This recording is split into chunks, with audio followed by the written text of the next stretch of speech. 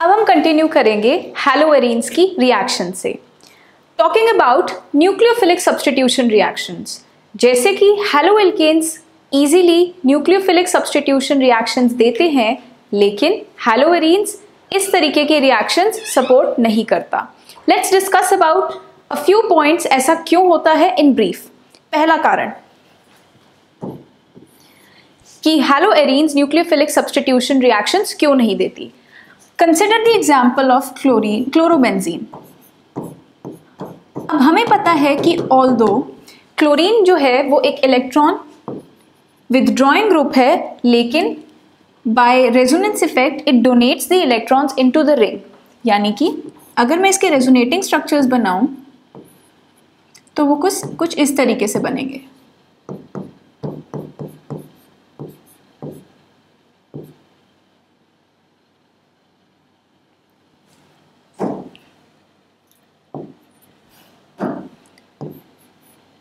यहाँ पे फर्दर ये नेगेटिव चार्ज यहाँ मूव करेगा, ये यहाँ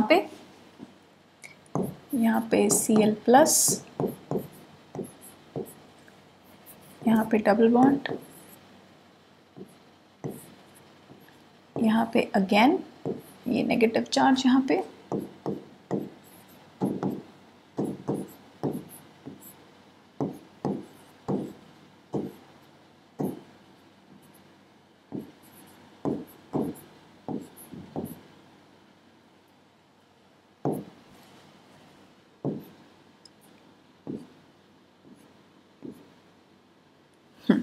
तो ये है हमारे बेंजीन के कुछ रेजोनेटिंग, क्लोरोबेंजीन के कुछ रेजोनेटिंग स्ट्रक्चर्स। अब हमें इनको देख के एटलीस्ट एक चीज तो पता चल रही है कि इन structure numbers 2, 3, 4 and 5, specifically in structures 2 और 4 को देख के तो पता चल रहा है कि एंटायर इस रेजोनेंस के थ्रू आउट यहाँ पे C और Cl के बीच में, कार्बन और Cl के बीच में एक डबल बॉन्ड कैरेक्टर अराइज कर रहा है। It is because of this double bond character. पहला जो फैक्टर है कि इसमें न्यूक्लियोफिलिक सब्स्टिट्यूशन रिएक्शंस नहीं होती हैं, वो है डबल बॉन्ड कैरेक्टर बिटवीन। तो पहला रीजन जो है वो है double bond character between carbon and chlorine. तो इस वजह से न्यूक्लियोफाइल का आके इस बॉन्ड को, इस क्लोरीन को रिप्लेस करना या इस बॉन्ड को ब्रेक करना मुश्किल हो जाता है, because we know that the bond strength of double bond is greater as compared to the bond strength of carbon and chlorine bond. Single bond, carbon and chlorine single bond की जो bond strength है वो weak है as compare to carbon and chlorine के double bond की। तो यहाँ पे इस डबल बॉन्ड कैरेक्टर के अराइज करने की वजह से इस बॉन्ड को ब्रेक करना मुश्किल है और यहाँ पे इलेक्ट्रोफिलिक सब्स्टिट्यूशन रिएक्शंस नहीं होती। Let's consider the second reason why nucleophilic substitution reactions are not prevalent in haloarenes. दूसरा हम पढ़ेंगे कि it is basically in the difference in the hybridisations of sp2 hybridised, जो हमारा कार्बन एटम है benzene में वो sp2 हाइब्रिडाइज्ड है as compared to the carbon atom in haloalkanes which is sp3 hybridised. तो इस कारण की वजह से हमारा हैलोएरीन्स में न्यूक्लियोफिलिक सब्स्टिट्यूशन रिएक्शंस मुश्किल हो जाते हैं। sp2 हाइब्रिडाइज्ड जो कार्बन है हमारा इन हैलोएरीन्स, इसमें S character is very high. Because of this increased S character उसकी इलेक्ट्रॉन होल्डिंग टेंडेंसी काफी हाई है। जितनी ज्यादा होगी S कैरेक्टर उतनी ज्यादा इलेक्ट्रॉन होल्डिंग टेंडेंसी ज्यादा होगी। एंड बिकॉज ऑफ दिस जो बॉन्ड है उसे ब्रेक करना उतना ही टफ और इनकमिंग न्यूक्लियोफाइल के आके इसको रिप्लेस करना उतना ही मुश्किल हो जाएगा। इस रीजन से क्या होता है, क्योंकि इसकी इलेक्ट्रॉन होल्डिंग कैपेसिटी ज्यादा है, तो the electrons are held together more closely in case of हैलोएरीन्स। मान लीजिए ये बॉन्ड लेंथ जो है because of this sp2 hybridized carbon atom छोटी हो जाएगी एज कंपेयर टू जो यहाँ पे बॉन्ड लेंथ है कार्बन और हैलोजन के बीच में इन sp3 हाइब्रिडाइज्ड कार्बन। इस sp3 हाइब्रिडाइज्ड कार्बन में जो हमारा बॉन्ड लेंथ है वो बड़ी है as compared to the sp2 hybridized carbon की जो बॉन्ड लेंथ है विद द हैलोजन। तो एक रीजन तो ये हो गया कि difference in hybridisation.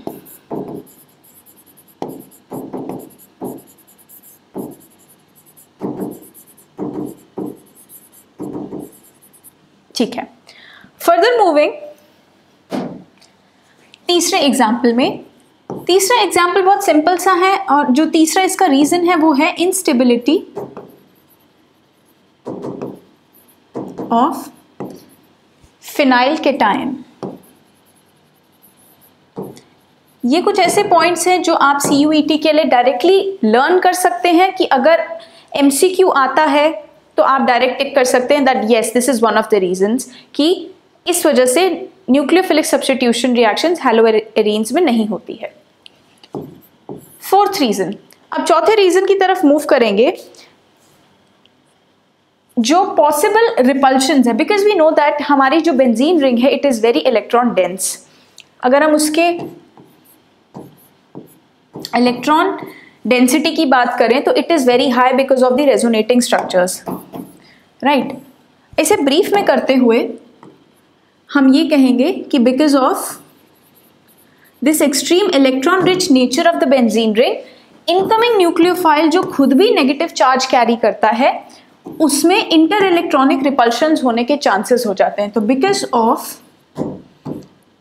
Electronic repulsions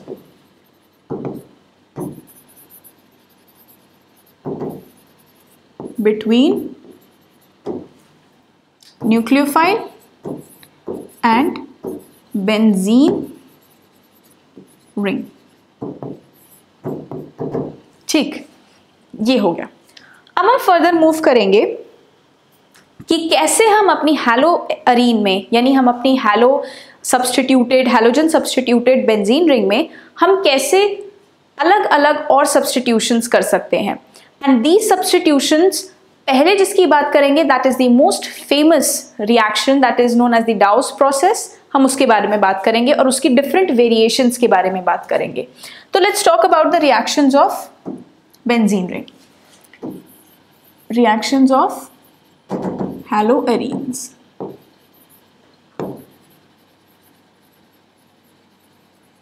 ठीक है, पहली reaction which is the most famous, Dow's process. Dow's process में बेसिकली आपका chlorobenzene in the presence of NaOH 623 kelvin temperature पे and it gets converted to phenols. तो ये है हमारा फिनॉलिक कन्वर्जन, ये हमारा क्लोरोबेंजीन से फिनॉल में कन्वर्जन हुआ। इसमें एक चीज़ और नोट करनी है कि जो टेम्परेचर है वो हमने मेंशन कर दिया, 300 ATM इसमें प्रेशर है और ये एसिड की प्रेजेंस में होता है, पोलर प्रोटिक सॉल्वेंट की प्रेजेंस में।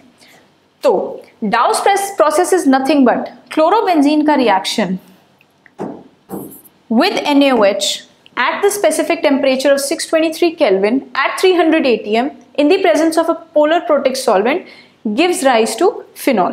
ठीक है, अब हम इसमें कुछ वेरिएशंस लाएंगे इस रिएक्शन में। अब वेरिएशंस के बारे में देखते हैं। वेरिएशंस में मान लीजिए ये है हमारा एक, अगर हमारा पैरा नाइट्रो सब्स्टिट्यूटेड क्लोरोबेंजीन है तो अब हम इससे फिनॉल कैसे बनाएंगे। एक इलेक्ट्रॉन विदड्रॉइंग ग्रुप की प्रेजेंस की वजह से हमारे जो रिएक्शन कंडीशंस हैं वो थोड़े से डिम हो जाते हैं, थोड़ा सा कम हो जाएगा, मतलब हमें इतने इंटेंस रिएक्शन कंडीशंस नहीं लगाने पड़ेंगे। और जैसे जैसे हमारा इलेक्ट्रॉन विदड्रॉइंग ग्रुप बढ़ता जाएगा इस बेंजीन रिंग में, इस क्लोरोबेंजीन न्यूक्लियस में, तो हमारा रिएक्शन कंडीशंस और माइल्ड होते जाएंगे। तो लेट्स स्टडी अबाउट इट। तो ये है हमारी रिएक्शन, सेम NaOH की प्रेजेंस में 443 kelvin in the presence of N acid. तो ये बन जाएगा आपका OH पैरा सब्स्टिट्यूशन जहां पे नाइट्रो का है, तो ये हमारा सब्स्टिट्यूटेड फिनॉल बन जाएगा। ठीक है, further moving on to the third example जहां पे हमारा जो इलेक्ट्रॉन विथड्रॉइंग ग्रुप है वो ना सिर्फ पैरा पोजिशन पे होते हुए मेटा और पैरा पोजिशंस दोनों पे है। अब यहाँ पे होने की वजह से हमारा रिएक्शन कैसे चेंज करेगा? NaOH स्टेज द सेम, लेकिन अब रिएक्शन कंडीशन हो गई है माइल्ड, तो यहाँ पे 368 केल्विन H प्लस की प्रेजेंस में ये बन जाएगा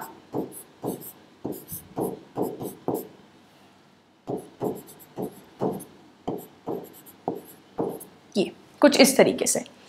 आगे मूव करते हुए अब हम देखेंगे कि और फर्दर सब्स्टिट्यूशन से क्या इन्फ्लुएंस आएगा। हमारा ठीक है, ये है हमारा क्लोरोबेंजीन, जहां पे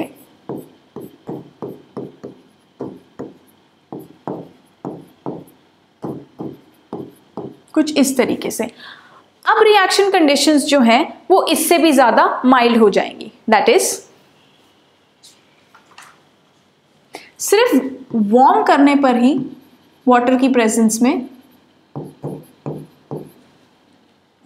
हमारा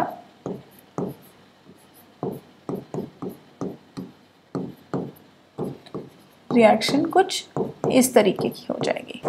तो conditions have become more milder as we have substituted more electron withdrawing groups. जितने ज्यादा इलेक्ट्रॉन विथड्रॉइंग ग्रुप्स हो गए हैं उतनी हमारी रिएक्शन माइल्ड हो गई है। इसके बारे में थोड़ी बात करेंगे।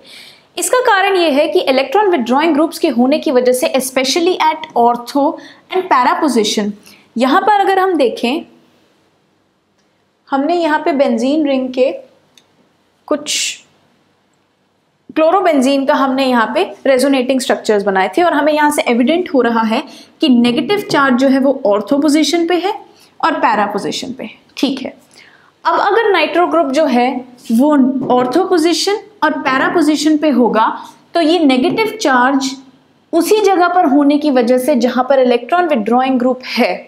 नोट कि इलेक्ट्रॉन विथड्रॉइंग ग्रुप क्योंकि हमने ऑर्थो और पैरा पोजीशन पे लगाया है और क्लोरोबेंजीन की रेजोनेंस की वजह से उसके इलेक्ट्रॉन जो रेजोनेंस इफेक्ट की वजह से जो नेगेटिव चार्ज है वो ऑर्थो और पैरा पोजीशंस पर जेनरेट हो रहा है और उन्हीं नाइट्रो ग्रुप्स का ऑर्थो पैरा पोजीशन पे होने की वजह से वो इलेक्ट्रॉन विथड्रॉइंग नेचर की वजह से इट गेट्स स्टेबलाइज्ड। यहीं पर ही अगर मेटा पे हमने नाइट्रो लगा रखा होता तो हमें कोई एडवांटेज ना होता, बिकॉज यहाँ नेगेटिव चार्ज जो है वो सिर्फ ऑर्थो और पैरा पोजिशंस पे जनरेट हो रहा है, तो कोई स्पेसिफिक स्टेबलाइजेशन हमें नहीं मिलता। तो इस वजह से it becomes more stabilized in the presence of ortho and para nitro groups. Okay, further moving on to the other reactions. अब हम बात करेंगे इलेक्ट्रोफिलिक सब्स्टिट्यूशन रिएक्शंस के बारे में। The other class of reactions जो कि बेंजीन रिंग में या बेंजीन न्यूक्लियस में सबसे ज्यादा प्रेवलेंट है वो है electrophilic substitution reactions. Electrophilic substitution reactions. Electrophilic substitution reactions में सबसे पहली और फेमस रिएक्शन जो है that is nothing but the halogenation reaction. अगर हम मान लीजिए हमारा ये न्यूक्लियस है क्लोरोबेंजीन का, यहाँ पे से फिर बना देते हैं।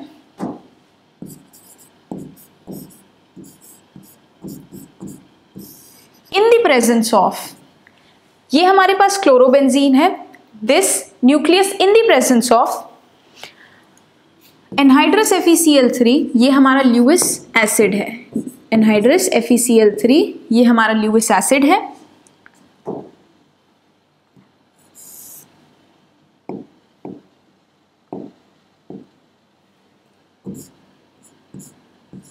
And Cl2 for example.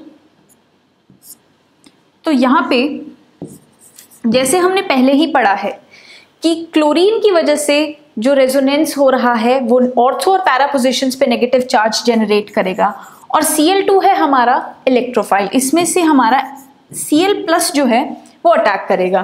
तो Cl+ will preferably attack at the ortho and para positions. तो ये है पहली रिएक्शंस जिसका नाम है electrophilic halogenation.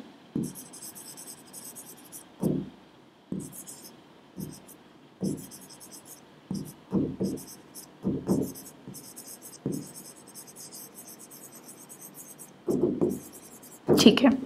Moving on to the second class of reactions that come under electrophilic substitution reactions. The second class is nitration reactions. Nitration reactions में we have हमारा base molecule वही chlorobenzene in the presence of concentrated HNO3 and conc HCl, sorry, H2SO4, not HCl,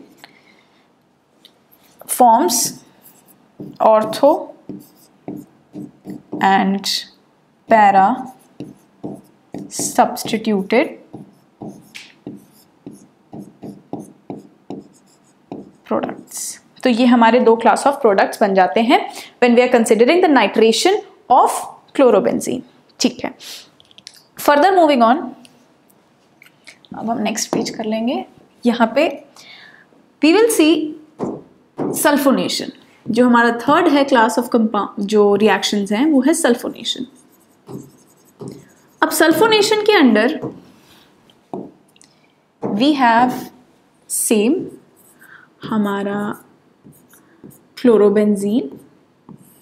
ठीक है.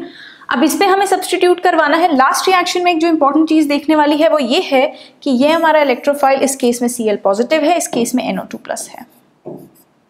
Electrophiles are electron loving species, that means उन्हें positive charge carry तो करना ही होगा. तो this is what those were the new electrophiles in case of the previous reactions. Now further moving on to sulfonation reactions. अब इस reaction में हम देखेंगे concentrated H2SO4 हीट करेंगे, it leads to the formation of same to same ortho and para SO3H plus sulfonic acid. This is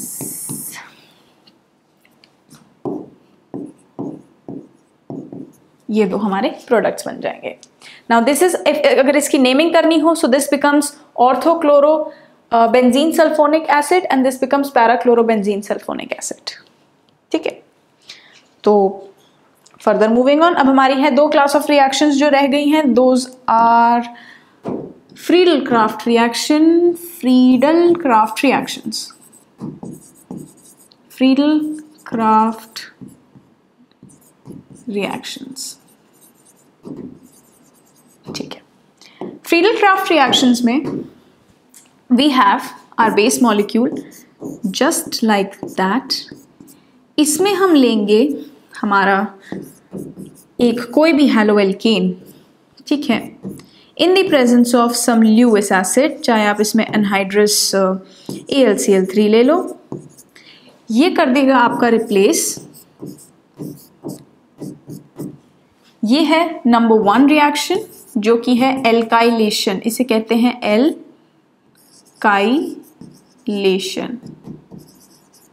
alkylation reactions. यहाँ पे alkyl CH3 plus CH minus. हमने पढ़ा ही था कि हमारे हैलोएल्केन्स में जो ड्यू टू इलेक्ट्रोनेगेटिविटी डिफरेंस जो हैलोजन है वो नेगेटिव चार्ज कैरी करता है और जो उसके साथ का एल्काइल सब्सटीट्यूएंट है या कार्बन है वो पॉजिटिव चार्ज कैरी करता है. और ये इलेक्ट्रोफिलिक सब्सटीट्यूशन रिएक्शंस है, तो इसमें पॉजिटिव वाला जो एंटिटी है वो वही उसी तरीके से इलेक्ट्रोफाइल बन के ऑर्थो और पैरा पोजिशंस पे अटैक करेगा. ठीक है. तो ये है हमारी रिमेनिंग 2 रिएक्शंस. अब इसके बाद बात करेंगे एसाइलेशन की. Acylation is nothing but same इसी तरीके से हम अपना सबस्ट्रेट लेंगे, इसमें डालेंगे हम acyl chloride. Acyl chloride is nothing but आपका ये स्पीशीज जिसमें आपका C double bond O Cl bond होता है along with anhydrous AlCl3. This leads to the formation of, this is your product. इसमें we know that positive charge bearer ये है, negative charge bearer ये है, तो ये एज अ इलेक्ट्रोफाइल एज आपका अटैक करेगा, एज एन इलेक्ट्रोफाइल ये आपका ऑर्थो और पैरा पोजिशंस पे अटैक कर देगा।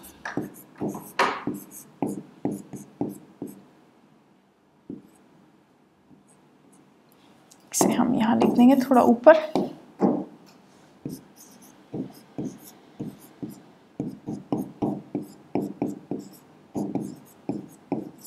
कुछ इस तरीके से। अब ये जो मोइटी है इसको हम ऐसा कह सकते हैं ऑर्थोक्लोरो एसिटोफिनोन, क्योंकि कीटोनिक एंटिटी, और this is parachloro acetophenone. Moving further,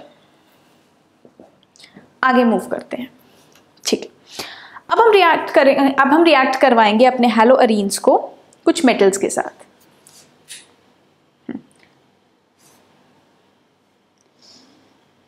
अब हम बात करेंगे reaction of haloarenes with metals. Metals के साथ कैसे रिएक्शन होती है? Reaction of haloarenes with metals. हमने एक चीज देखी, हमने ग्रिग्नार्ड रिएजेंट देखा कहाँ बनता है। ठीक है, अब इसमें एक इंपॉर्टेंट क्लास ऑफ रिएक्शंस हम कवर करेंगे, जो कि है, मान लीजिए आपके पास है, ये हम शुरू करेंगे पहले वुड्स रिएक्शन से। ये एक रिएक्शन हैलो एल्केन्स की है, लेकिन ये यहाँ पर बेनिफिशियल है, वुड्स रिएक्शन। ये हमने ग्रिग्नार्ड रिएजेंट वाले टॉपिक में कवर नहीं की थी, अब ये हम यहाँ कवर करेंगे, और इससे हमें आगे की ये जो रिएक्शन है हैलोअरीन्स के साथ मेटल की, वो और क्लियर हो जाएगी। यहाँ पे देखो, ये है हमारा halo alkane in the presence of sodium. ठीक है, यहाँ पे 2 लेंगे, in the presence of dry ether.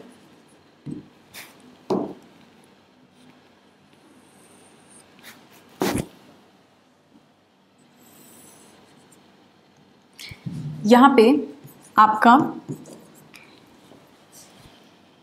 ये भी 2 होते हैं।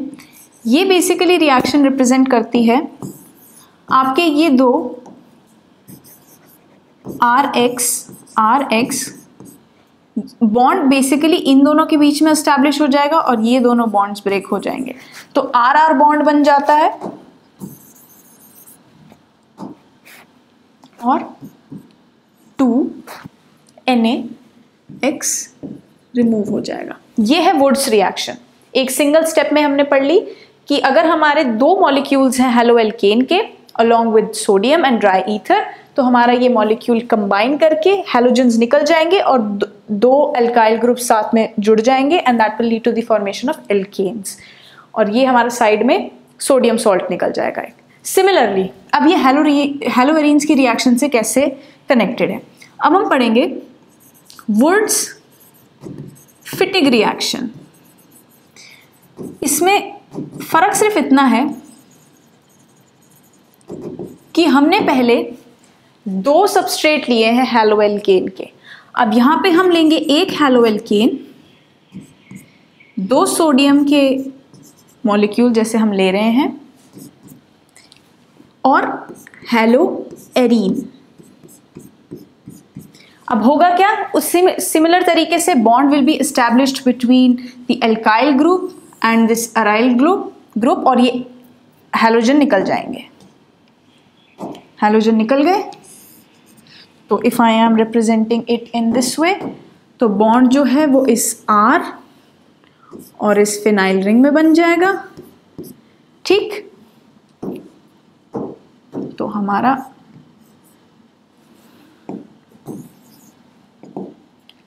R और ये फिनाइल रिंग में बन गया, और हमारे 2NaX यानी sodium salts 2 molecule expel out हो गए। तीसरी क्लास ऑफ रिएक्शंस, वो तो बहुत ही easy, that is the Fittig reaction. पहले पढ़ी वुड्स, फिर पढ़ी वुड्स एंड फिटिग, अब पढ़ेंगे खाली फिटिग। और खाली फिटिग में आपको समझ में आ ही रहा है, खाली वुड्स था तो हैलो एल्केन था, वुड्स फिटिग आया तो एक हैलो एल्केन हो गया और एक बेंजीन रिंग आ गई। अब खाली फिटिग है तो 2 हेलो एल्केन्स, ये हेलो एरीन्स ले लेंगे।